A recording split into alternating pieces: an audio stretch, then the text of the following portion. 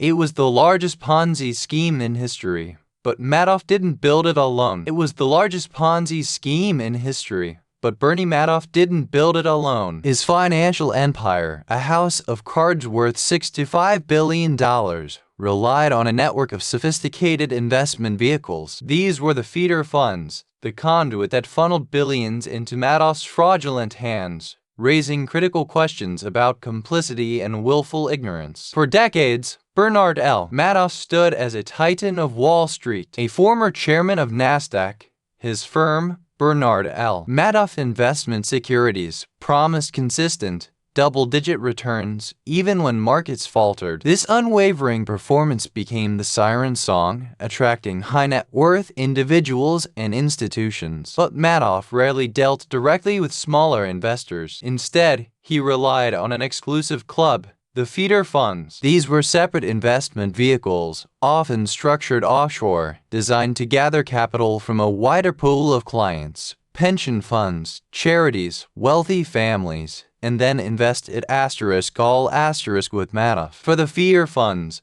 the appeal was clear.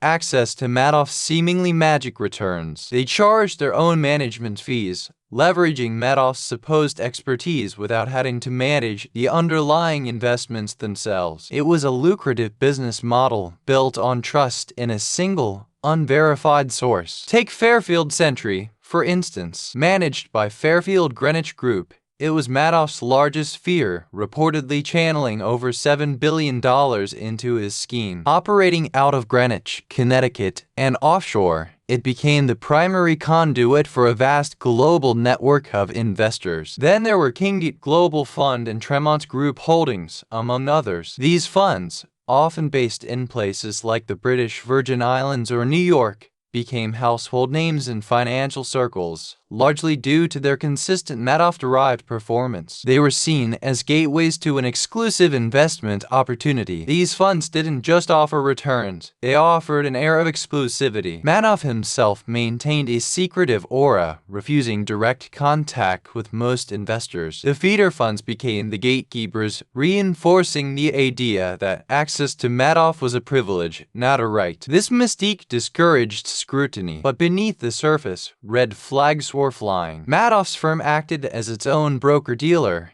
its own investment advisor, and its own custodian. This unprecedented lack of independent oversight was a glaring departure from standard industry practice. Where were the feeder funds in questioning this? Madoff famously refused to allow external auditors to verify his trades directly. Instead, he provided statements generated by an obscure, tiny accounting firm operating from a Long Island strip mall. Any diligent fund manager should have found this deeply unsettling. It defied common sense. So, were the feeder funds complicit? It's a complex question. They earned substantial fees, management fees, performance fees, simply for funneling money to Madoff. This created a powerful financial incentive to maintain the status quo, to not rock the boat that was delivering consistent payouts. Their due diligence, if it existed at all, was spectacularly inadequate. Some funds claimed to have conducted thorough checks, yet they seemingly overlooked every major red flag. Was it outright complicity,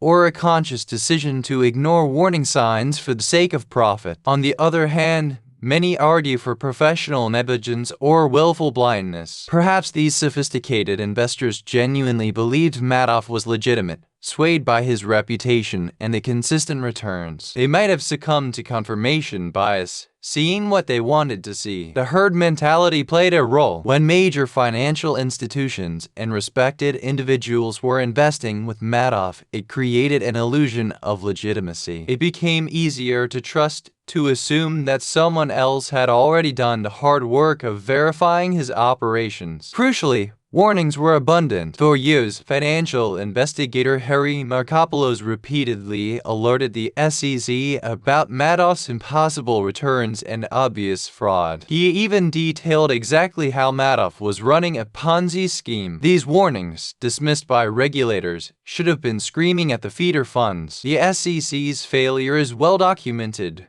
But the feeder funds had their own fiduciary duty. They were responsible for protecting their clients' capital. The fact that they continued to pour billions into Madoff's hands, despite public warnings and glaring structural issues, remains astounding. The illusion shattered in December 2008. Madoff confessed to his sons that his asset management business was one big lie. A giant Ponzi scheme. The global financial crisis had dried up new investments, making it impossible to meet redemption requests. The dominoes began to fall. The feeder funds, once seen as savvy access points, became tragic conduits. Their investors, including charities, pension funds, and universities, lost everything. The ripple effect was immense, destroying fortunes and trust across continents, from Florida retirement communities to European banks. In the aftermath, legal battles dragged on for years. Irving Pickard, the Madoff trustee, pursued clawback lawsuits against investors who had unknowingly profited, and against the feeder funds themselves, seeking to recover billions to redistribute to victims. It was a painful, complicated unwinding. The Madoff scandal serves as a stark reminder, whether through negligence, greed,